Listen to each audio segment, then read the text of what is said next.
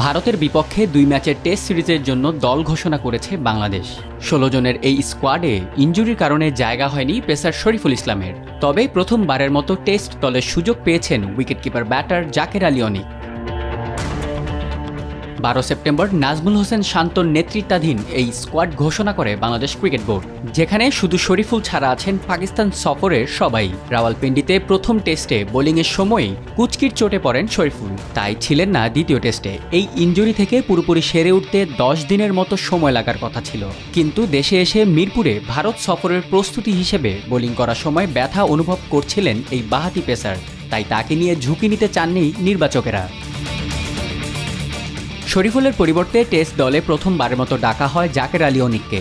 সদ্যই বাংলাদেশ এ দলের হয়ে পাকিস্তান এ দলের বিপক্ষে 172 রানের ইনিংস খেলার উপহার হিসেবেই এই ডাক পান অনিক। টেস্ট ও ওয়ানডেতে অভিষেকের অপেক্ষায় থাকা জাকের টি-20তে বাংলাদেশের হয়ে এখন পর্যন্ত খেলেছেন 17টি ম্যাচ, যেখানে 27-এর ওপরে গড়ে করেছেন 245 রান। তবে প্রথম শ্রেণীতে 49 ম্যাচ খেলে 4 সেঞ্চুরিতে 41-এর ওপরে গড়ে 2862 রান করেন এই হার্ড হিটার উইকেটকিপার। 15 সেপ্টেম্বর ভারতের উদ্দেশ্যে দেশ ছাড়বে বাংলাদেশ দল। চেন্নাইয়ে 19 সেপ্টেম্বর শুরু হবে প্রথম টেস্ট, আর কানপুরে দ্বিতীয় টেস্ট শুরু হবে 28 সেপ্টেম্বর। কয়েকদিনের বিরতি দিয়ে এরপর শুরু হবে 3 ম্যাচের টি-20 সিরিজ।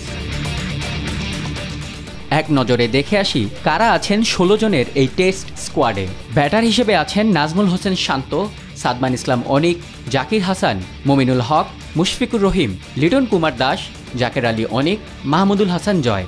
অলরাউন্ডার হিসেবে সাকিব আল হাসান ও মেহেদি হাসান মিরাজ। স্পিনার হিসেবে তাইজুল ইসলাম ও নাইম হাসান। পেসার হিসেবে আছেন তাসকিন আহমেদ, হাসান মাহমুদ, নাহিদ রানা ও খালেদ আহমেদ।